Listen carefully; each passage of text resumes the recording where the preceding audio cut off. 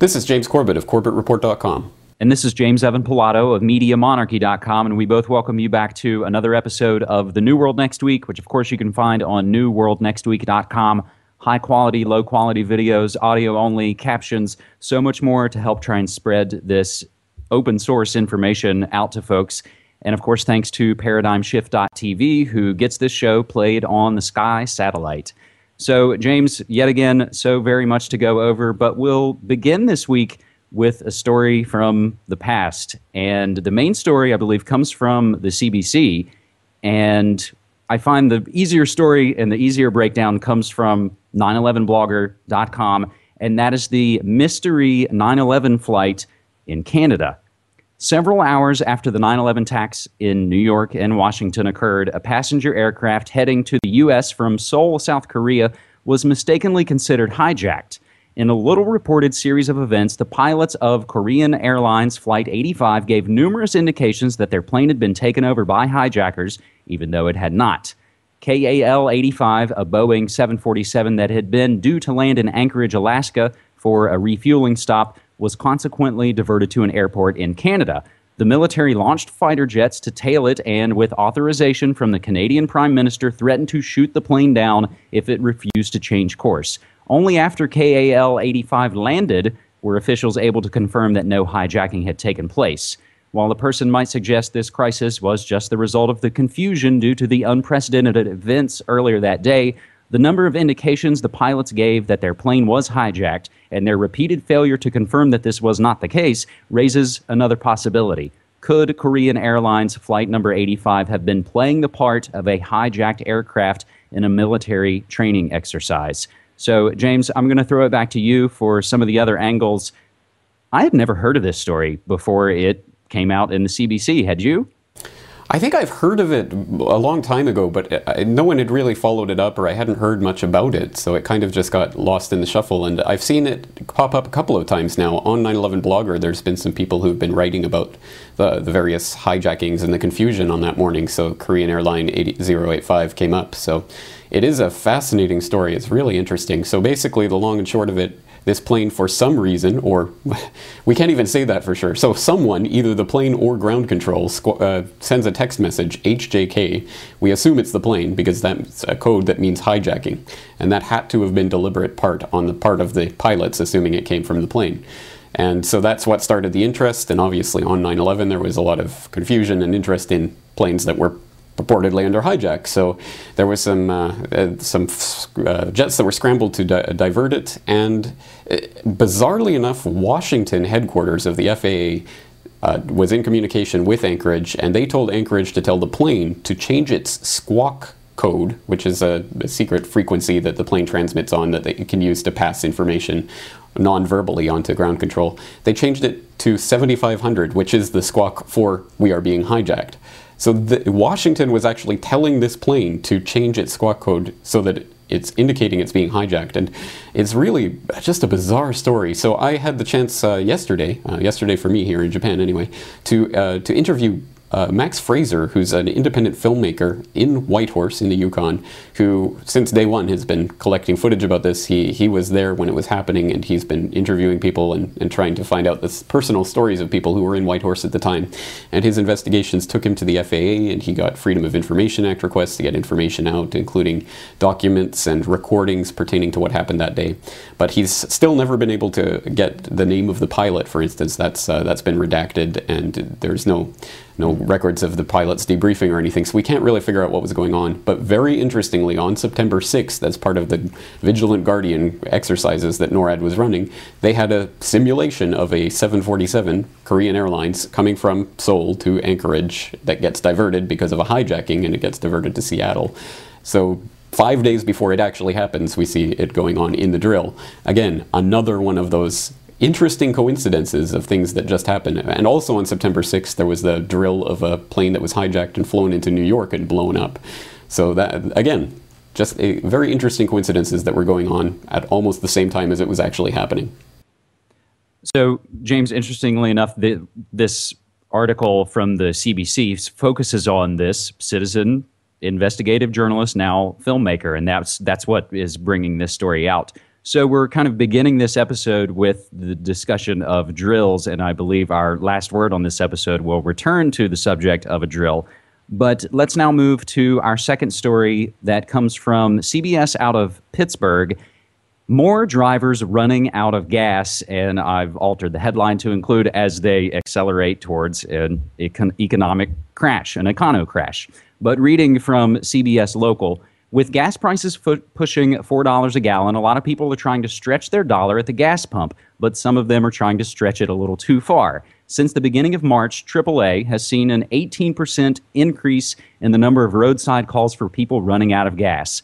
I never put in a lot because I can't afford to fill it up, Leo Greek, a stranded motorist, said. He said he's not even sure how much it would cost to fill up his truck these days because he hasn't done it for a while. He only gets what he needs, and today he underestimated. It's frustrating, Greek said. I can't believe it has to be that expensive, but I know everybody's going through it.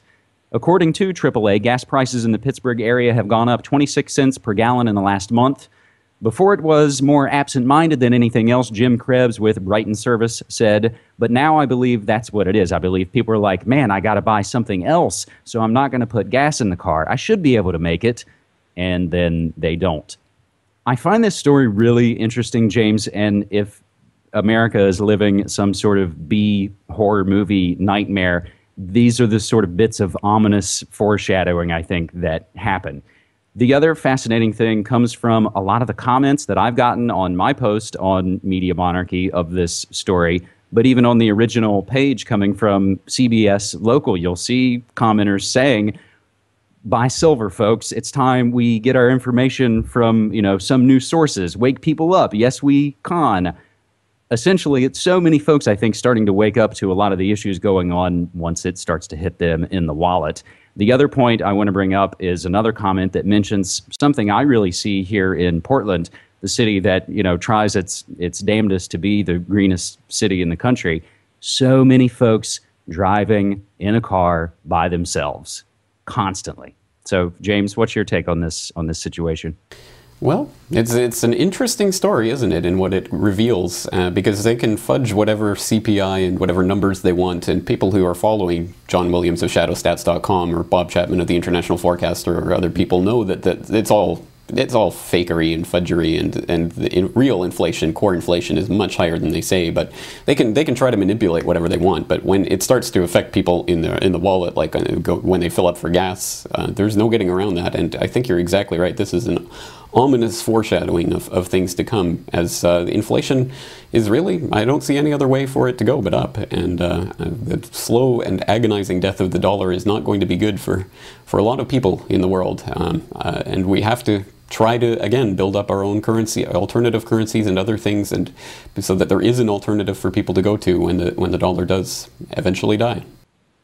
And we see essentially a systematic operation of destroying the infrastructure of this country, basically to push people to a point where they're going to beg for Big Daddy to just come take care of us and to fix everything. It's the classic Hegelian dialectic of problem, reaction, solution, I believe.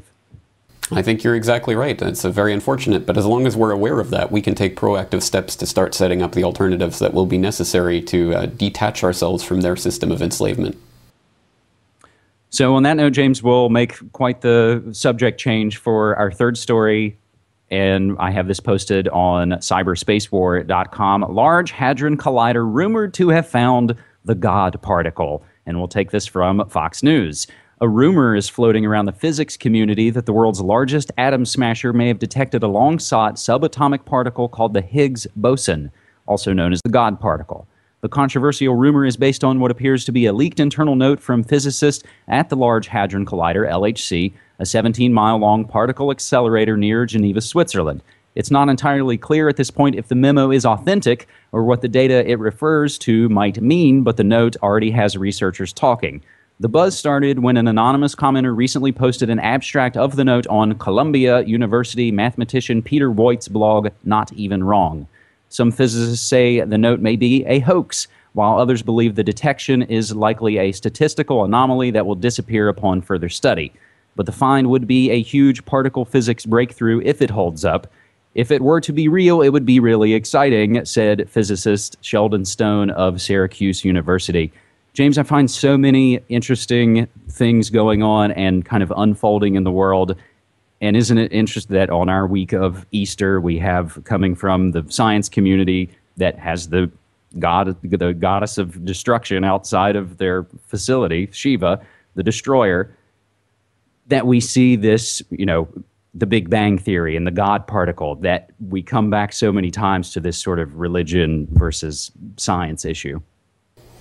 It is interesting, and I do have some misgivings about some of the logos and Shiva, goddess of destruction, outside of CERN and things like that. There are some strange things going on there that I do suggest people look into, but I don't know. I mean, basically, when I was a kid, I was really into physics and I was really into science. Imagine that shock, me, a geek. Who would have thought it? Yeah, no, I was. And so for me, it's actually genuinely interesting to read about this, and they might have actually found the Higgs boson. That's a huge news. I mean, that's really amazing. And I know that there's always the tendency for technology and breakthroughs in science to be perverted and corrupted by the military-industrial complex to try to use it to kill more people. And so, but still, that doesn't make me uninterested or think it's any less marvelous that Einstein came up with relativity, even though it was one of the theoretical groundworks for the atomic bomb. I mean, it's still amazing that humans can understand that much about the universe and start to peer into the basic structure of matter. To me, it's a really awe-inspiring thing, and we know it's probably going to eventually be used to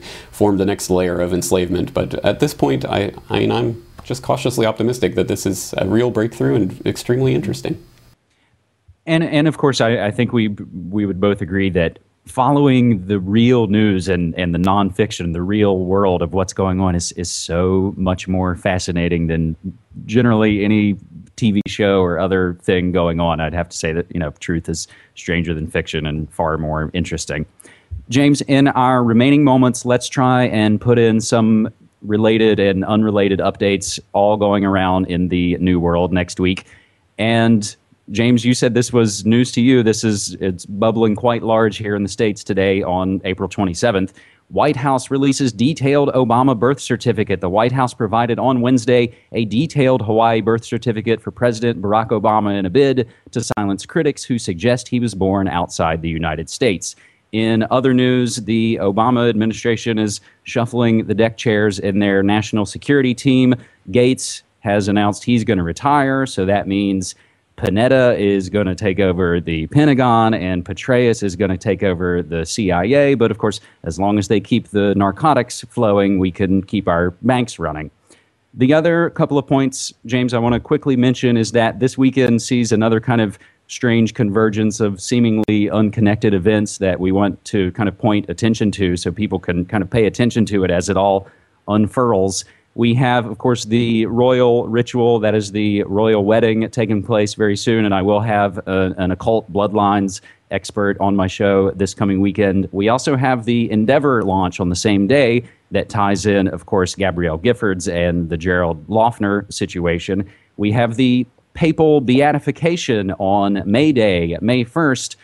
And tomorrow, April 28th, here in the States, FEMA is running the Great Central U.S. Shakeout. That's right, they are running an earthquake drill on the New Madrid fault line here in the heart of America. James?